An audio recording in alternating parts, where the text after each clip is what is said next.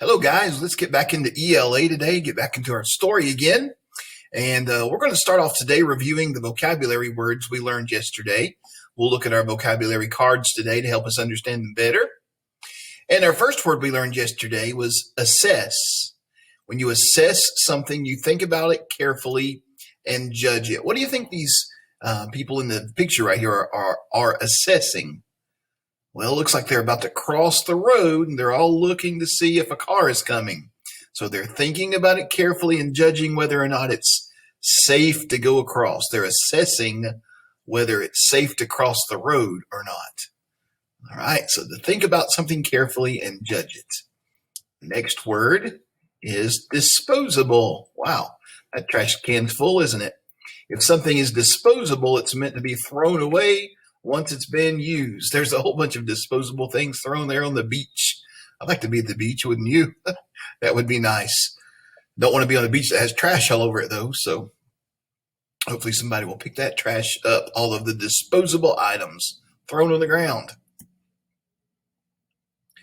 Convenient is another word.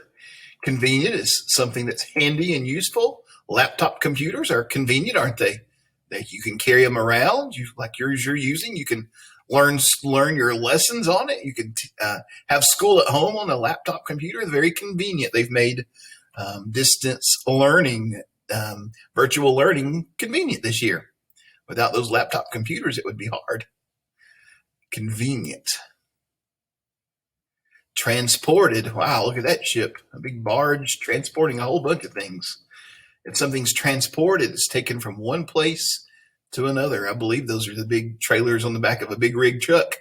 That's how big they are. There's a lot of them on there. They'll go to a dock somewhere and take them off and hook them up to a truck, and they'll be transported somewhere else, won't they? Taken from one place to another. Hydrated.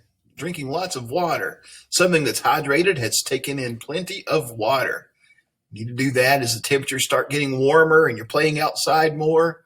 Make sure you drink plenty of water to stay hydrated.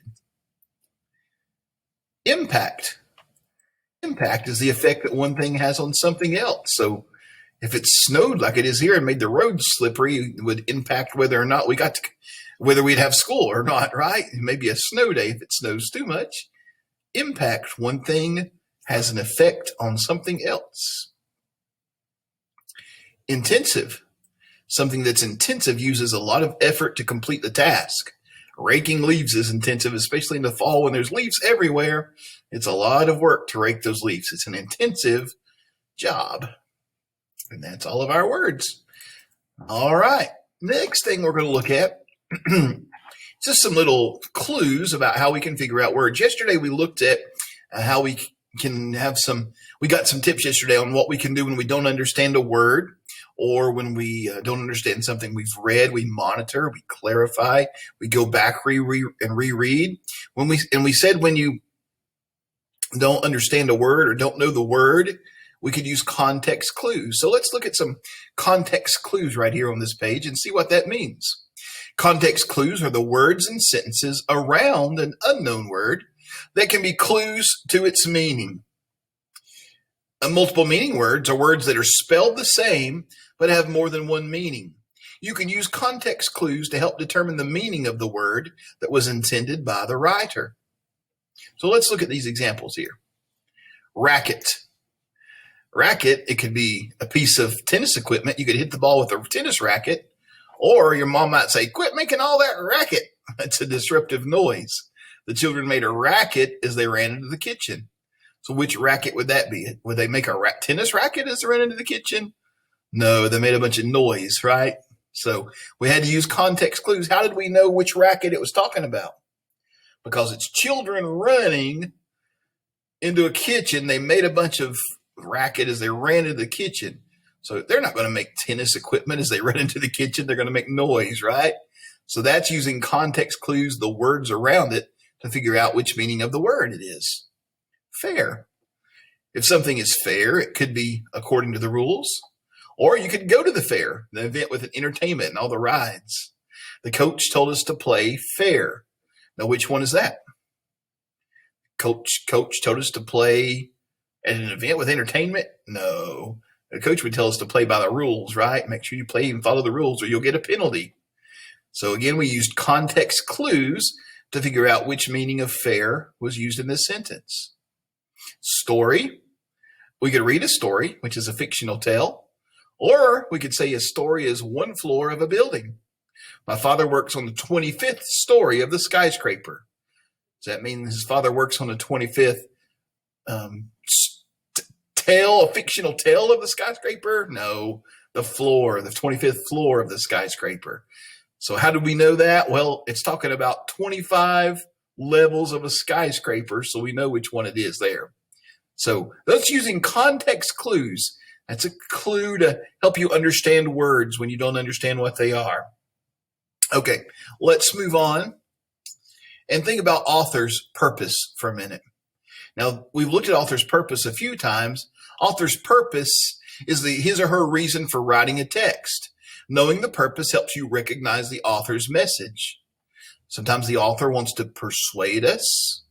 Sometimes it wants to inform us. And sometimes the author wants to entertain us. If the author is trying to persuade us, then the author wants the readers to think or act in a certain way.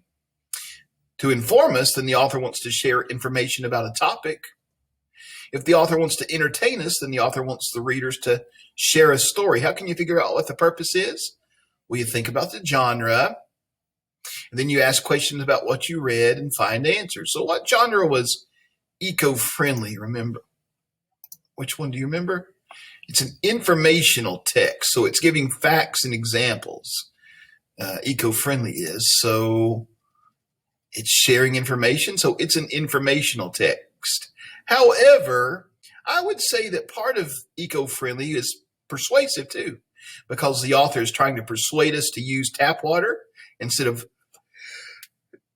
instead of water bottles. The author is wanting us to persuade us to do that. It's trying to persuade us to eat more healthy. So I think eco-friendly foods is both has an author's purpose to persuade and inform. I think it's a little bit of both. I don't think it's to entertain us. It wasn't that entertaining, was it? It's just a bunch of facts. So the author might have two purposes in one text, like the author of our text we're reading today does.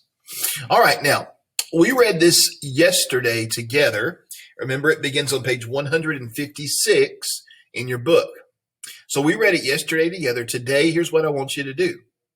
I want you to sit down with your mom or your dad or your grandparents or your brother or sister or your stuffed animal or your dog or your cat, even your fish in a fishbowl if you don't have anybody else to read to. I want you to read out loud to somebody today, okay? So take your text, read page 156 through 164. Read this story today. It would be great if you could read it to somebody you could talk to about it, okay? Because your dog probably doesn't really care if he has tap water or bottled water, does he? He just wants something to drink. Okay, well, read this out loud today. Now, that's what I want you to do first. You also have a vocabulary assignment today on those words we just looked at, that we looked at the vocabulary cards on, assess, and it's the second day we've looked at those words, so you're going to have an assignment on that counts as a grade. You also have another contraction activity for me to do today. So right now, read the text, make sure you fill out your food log today, do the vocabulary activity, and then do the contraction activity. So you got quite a bit to do. So I'll be quiet and let you get started. See you later.